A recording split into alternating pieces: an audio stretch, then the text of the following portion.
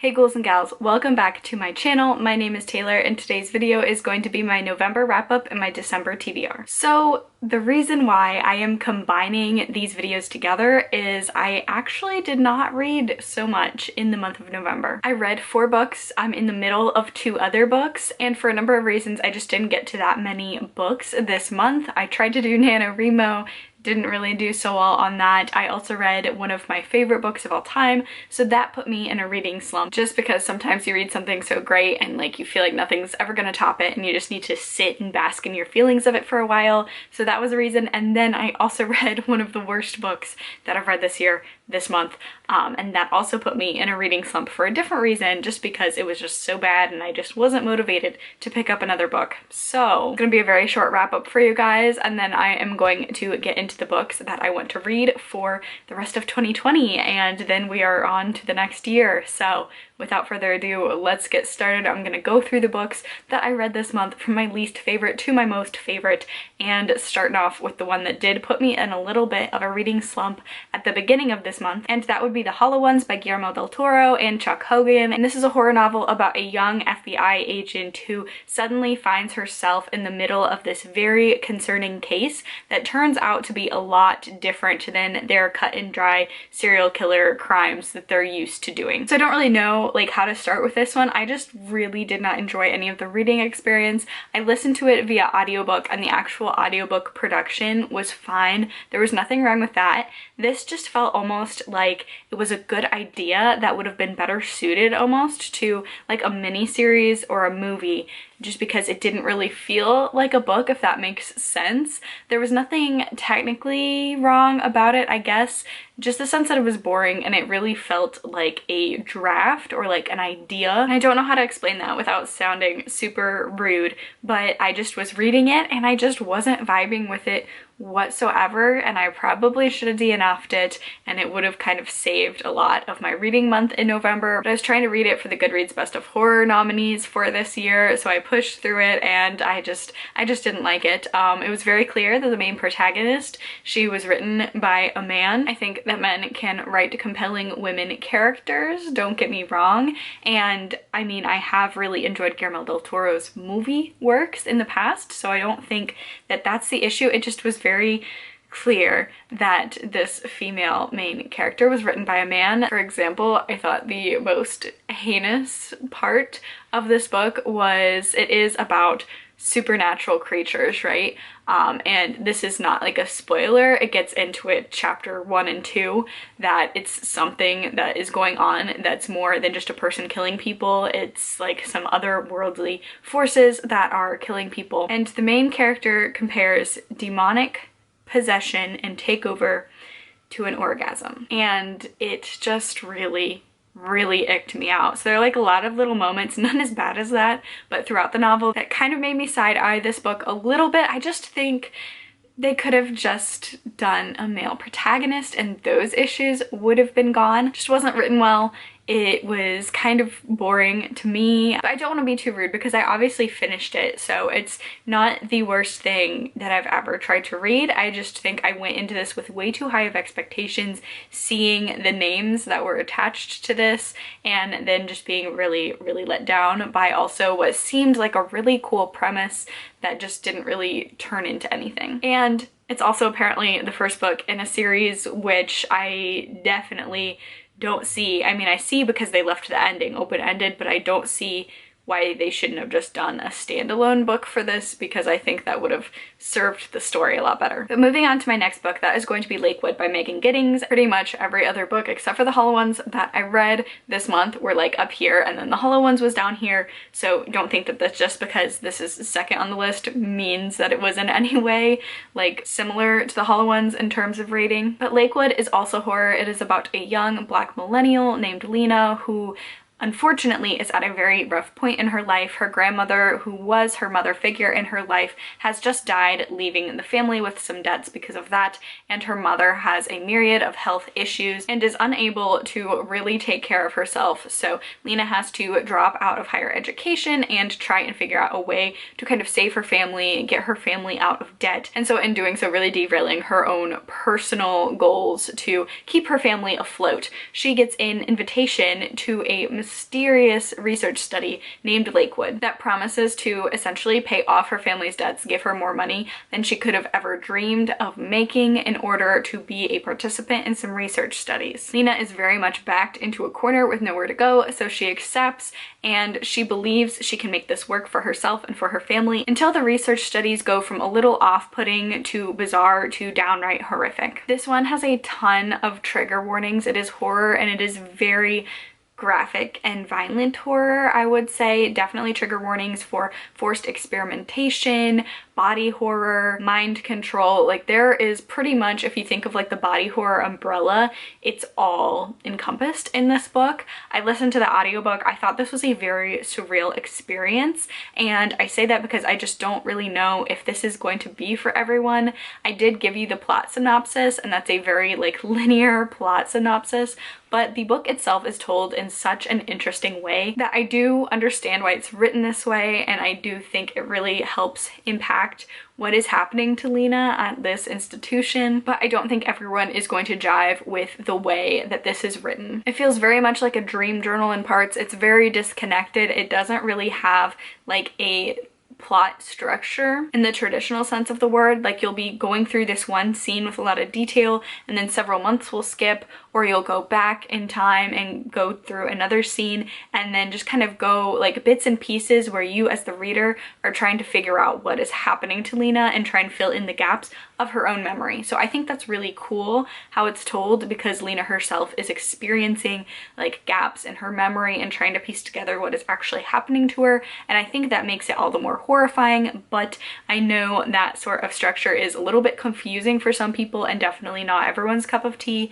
so just know that going into it. I would definitely compare this, just in the way it's told, to Catherine House, where it definitely felt like the main character is not the main character of the story. You're just viewing the story through her lens, and both of these main characters are very passive in their own narratives for different reasons, but the story kind of pulls them along, and I think if you really like stories like that, you'll really like this. If you don't, you won't. So just know that going into this one. But I thought this was absolutely horrifying, and that's really good because it is a horror novel. This plays upon a lot of my own fears, and just knowing that these sort of things actually have happened in American history is just really appalling.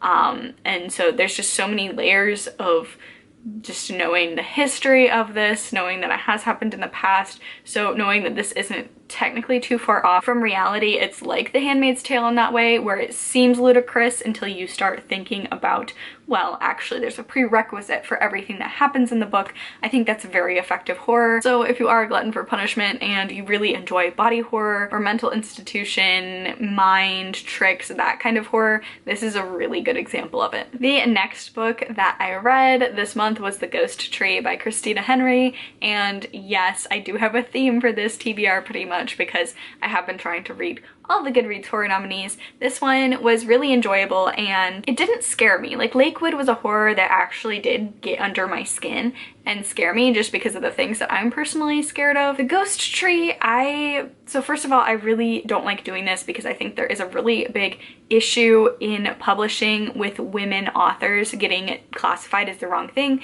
getting classified as YA when their books are actually adults. I don't know what this is classified as, but this definitely does feel like YA, even though you are following older protagonists. And I hate saying that, but I don't know how to classify this as, so I'd say it definitely has the same sort of feel as The House in the Cerulean Sea by TJ Klune had. There's some very like adult things being discussed in this book, but just the way it's written, it makes it feel like a younger book for older people, or a book that a more mature younger reader could pick up. Now, this is a horror. It does have to deal with some murders that happen in a small town, so I definitely wouldn't suggest this as like a middle grade pick or anything like that, but I think if you have someone who's in like 7th, 8th, 9th grade who's really into horror, I think this is a really good book to suggest for them. This didn't actually scare me, but I thought the idea was really well done, really well executed. I will say within like the first couple of chapters, I knew what was going to happen at the end. I mean, I had my predictions of what was going to happen at the end, and I was proven right. I feel like there weren't any shocking twists in here. But that being said, I do consume a lot of horror, so I'm really good at picking up subtle clues and tropes in books and knowing how they're going to be utilized in different plot structures in terms of horror. So I don't know if it will be as easy for everyone to guess, but that being said, even though I knew at the beginning where this was going to end, the journey itself was really delightful. This was a very solid book. I actually did read it in one day. It was very enjoyable. So like I said, it does feel a little bit young. There are some trigger warnings because there are some graphic descriptions of people dying in this small town. Other than that, I don't want to give too much away because I do think I looked at Goodreads and I think the synopsis of the book on Goodreads really gives everything away. So just go into this knowing that this is a very insular horror about a small town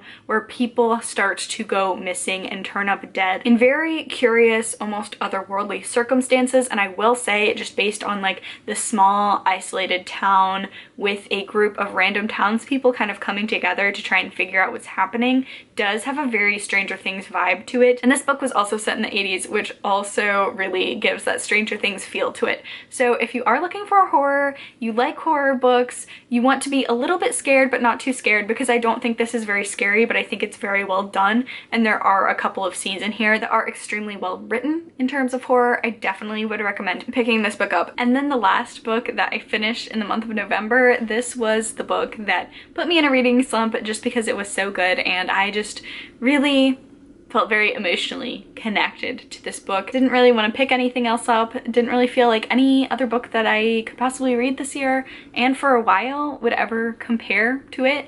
That's just how great it was, and that is going to be, can you guess it, The Burning God by R.F. Kuang. I do have a whole entire vlog and review dedicated to this book. It should be the last video that I posted on this channel prior to this one, so I'm not going to go as depth into this review as I did in that one, but this is the third and final book in the Poppy War trilogy by R.F. Kuang. This book is now one of my favorite books of all time. This series is one of my favorite series of all time because it was really phenomenal, and this book really took the first book and the second book, raised the stakes, raised the tension, raised the characterization and drama and everything that was going on in this series, and just blew my expectations away. I laughed, I cried. I really can't think of a better way that this series could have ended, which is a really, really satisfying and gratifying feeling, knowing that the series is over, but it was just done so well. And that's all I can say without being too spoilery, but I will say this is absolutely incredible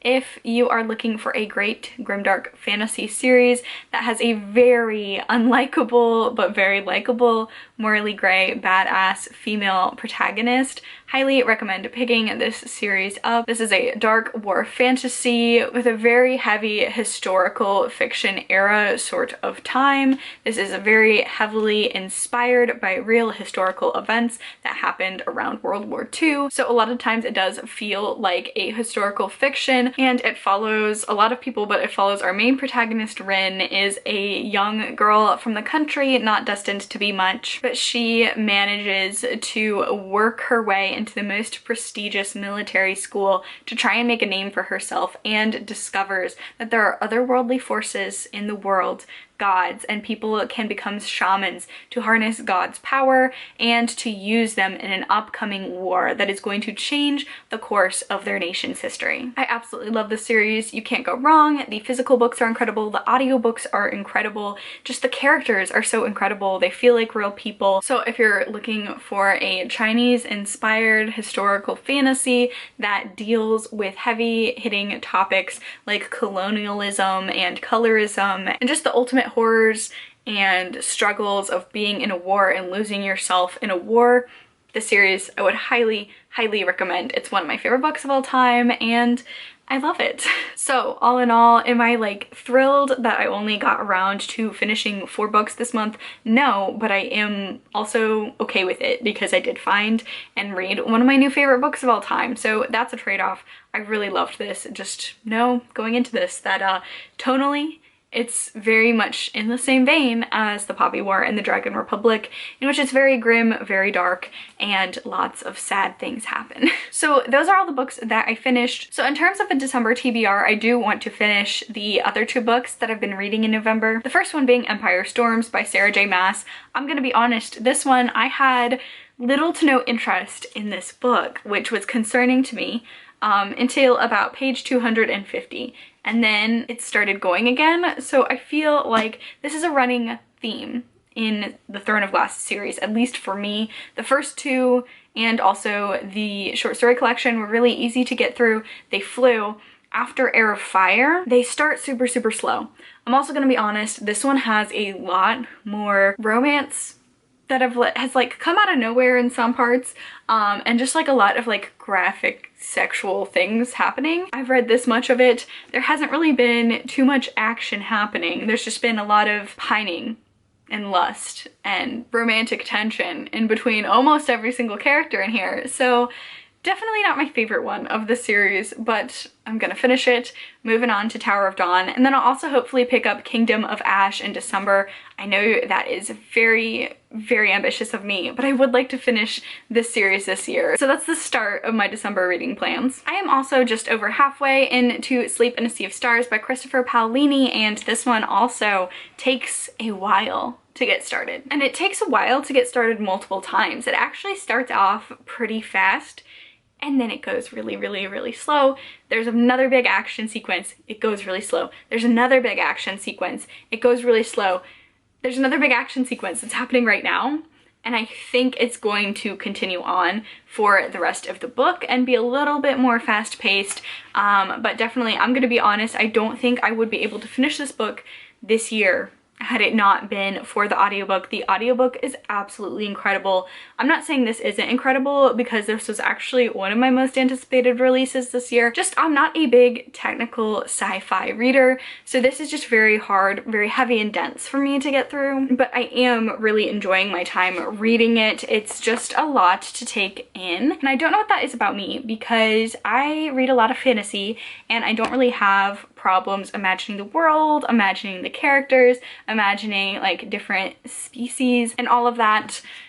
You give me a big heavy sci-fi and it's suddenly very hard for me to understand like these concepts, and this is a very science heavy book. It's very clear. Christopher Paolini did a lot of research to kind of bring these ideas to life, and I'm just struggling a little bit with it. So this is a first contact with aliens. It's a first contact with aliens that goes very badly, and it's also interesting because it's a first contact with aliens and where humans have been space traveling and living on different planets for a while. So the galaxy almost feels like Star Wars or Star Trek or something like that, but there's only humans living on these different planets until the first contact with another alien race. So this is interesting. It's just very chunky, so I don't know. We might finish this in December. It might drag on until January. Like I've mentioned so many times, I was really trying to read all of the Goodreads nominees for best horror books this year. I don't think I'm going to finish all of them this year. It's probably going to be a project that's going to bleed over into January, even maybe February of next year. However, I did pick the one that I felt like I would enjoy the most and save that one for this year, and that would be Plain Bad Heroines by Emily M. Danforth, and I'm really looking forward to this one.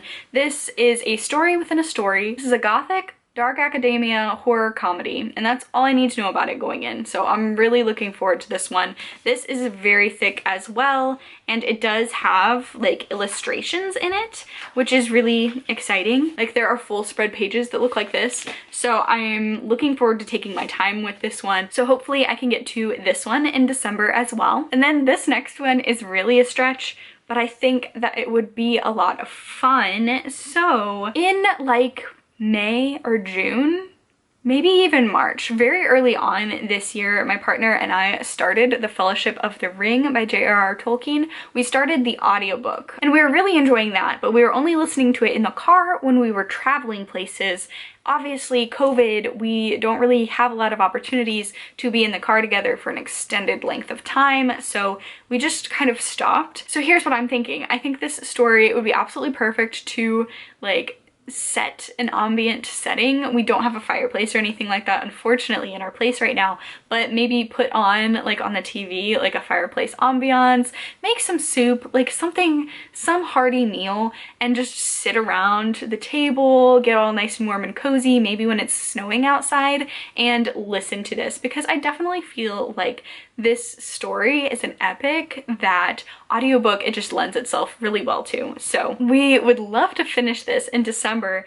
I do think it would be really fun to get to the Two Towers this month and then, I don't know, just go all the way and read The Return of the King as well. Obviously, this is a lengthy story investment, so I feel like we'll probably only get to the Fellowship of the Ring, but there's something about the story that screams winter to me. It feels like a very cozy late fall winter read, so I think that would be really fun to do as well. So very ambitious, but I would like to read this trilogy this month as well. And there you have it. That was my November wrap up. Very short, very sweet.